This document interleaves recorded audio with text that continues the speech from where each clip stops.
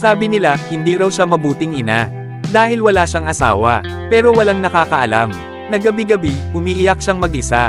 Para lang may makain ang anak niya kinabukasan. Hindi lahat ng ina ay may asawa, pero hindi ibig sabihin, kulang sila.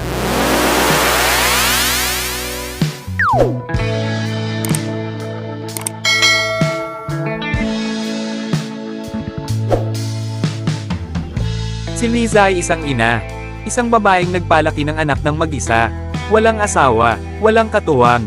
At sa mata ng iba, walang karapatan tawaging buo ang pamilya niya.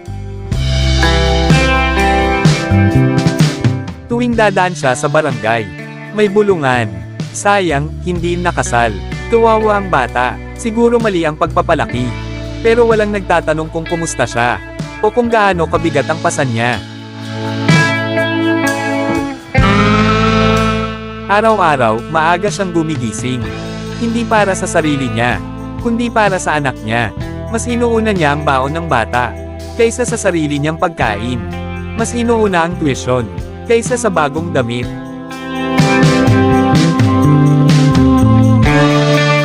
Isang araw, tinanong ang anak niya sa paaralan, "Nasaan ang tatay mo?" Sumagot ang bata, "Wala po, pero andyan po ang nanay ko, palagi."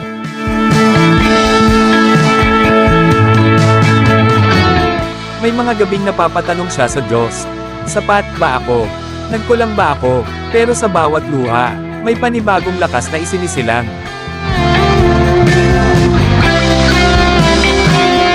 Lumipas ang mga taon, at ang batang minsang kinaawaan ng lahat, ay tumayo sa entablado, may medalya sa dibdib, habang ang ina, tahimik lang sa likod, umiiyak hindi sa lungkot, kundi sa tagumpay.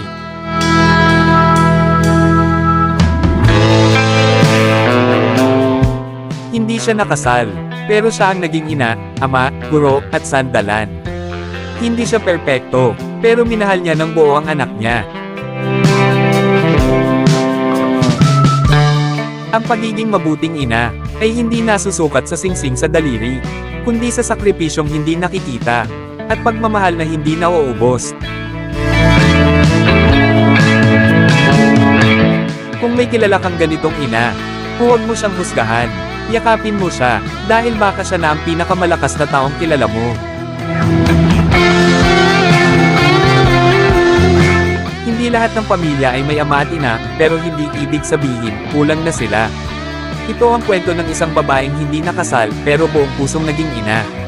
Isang paalala na ang tunay na lakas ay tahimik, at ang tunay na pagmamahal ay hindi humihingi ng kapalit.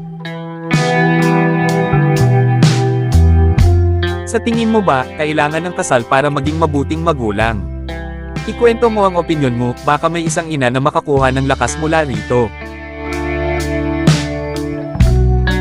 Kaibigan, kung nagustuhan mo ang kwentong ito, ay huwag kalimutang mag-subscribe para sa susunod pang kwentong may aral. Thank you for watching, and supporting Gerald Discovery Channel. Abangan! Every Friday at 7 p.m.